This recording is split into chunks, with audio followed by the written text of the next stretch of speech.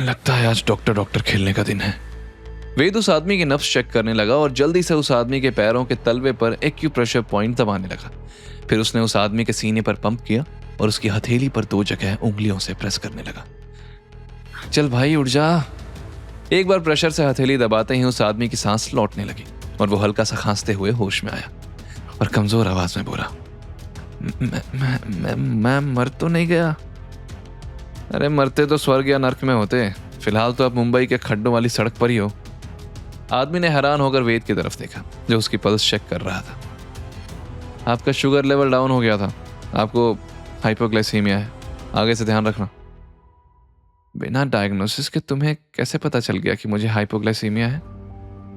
आपकी नब्ज धीमी थी, होठ नीले, पसीना बहुत था लेकिन बुखार नहीं था और आपकी उंगलियां नीली पड़ने लगी थी और आपकी कलाई पर वो इंजेक्शन मार्क, शायद इंसुलिन लेते हो, लेकिन कल रात को खाना मिस किया होगा तभी शुगर की कमी से बेहोश हो गए। आदमी ने चौंक कर अपना हाथ देखा। हाँ मैं डायबिटिक हूं और आज दिन भर मैंने कुछ खाया भी नहीं। तो अगली बार इंसुलिन लेने से पहले खाना खा लेना। खाली पेट इंसुलिन दवा नहीं, जहर बन जाती है। ठीक है, अब मैं चलता हूं। यह कहकर वेद फटाक से उठकर तेजी से भाग निकला और वो आदमी हक्का बक्का रह गया। अरे नाम तो बताते जाओ। लेकिन तब तक वेद उसकी आंखों से ओझल हो चुका था। इधर रायजादा मेंशन में हड़कंप मचा हुआ था। जब वेद मेंशन वापस आया तो मेड्स ने बताया कि कियारा जब से घर आई थी उसने खुद को अपने कमरे में बंद कर लिया था। वेद घबराते हुए मन ही मन बोला, कहीं कियारा को कुछ। वो तेजी से सीढ़ियां चढ़कर कियारा के कमरे के दरवाजे तक पहुंचा। उसने दरवाजे पर हल्के से दस्तक दी लेकिन बार बार दस्तक देने के बाद भी दरवाजा नहीं खुला तो वेद हवेली के पीछे गया। ये पोती और दादी दोनों कसरत बहुत करवाती हैं। पहले हॉस्पिटल में चढ़ना पड़ा और अब यहां।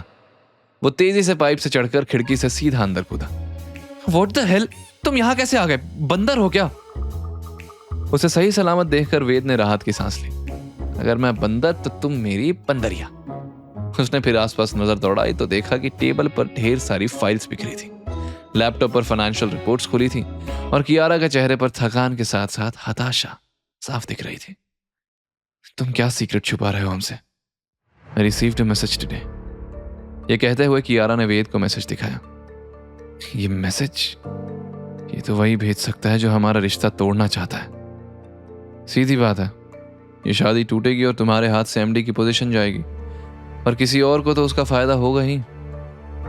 लेकिन किसी को हमारी शादी के बारे में नहीं पता तो फिर किसने मैसेज किया होगा? अब मैं अंतर्यामी तो हूं नहीं जो मुझे सब पता हो। वैसे तुम इतनी टेंशन में क्यों हो? ये फाइल्स या रिपोर्ट्स क्या चल रहा है? तुम्हें क्या मतलब? ये मेरी कंपनी का मामला है।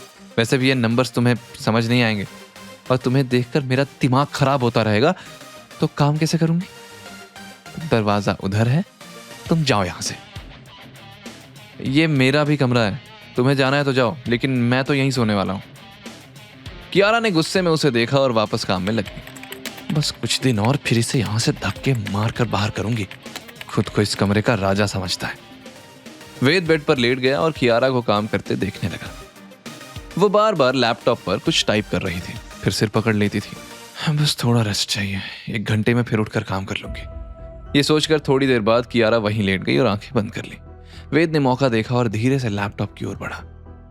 चलो देखे तो सही कियारा क्या ढूंढ रही थी। उसने लैपटॉप वहां से हटाया और अलग बैठकर उसकी स्क्रीन पर नजर डाली। फाइनेंशियल रिपोर्ट्स में कुछ ट्रांजैक्शंस थे जो कंपनी से जुड़े थे। उसने धीरे से खुद से कहा, लेकिन ये अमाउंट इतना बड़ा, अगर मैं इन ट्रांजैक्शंस का सोर्स ट्रेस कर सकूं तो शायद कुछ क्लू मिले। तभी उसका फोन वाइब्रेट हुआ। उसने स्क्रीन देखी, एक अननोन नंबर से मैसेज था।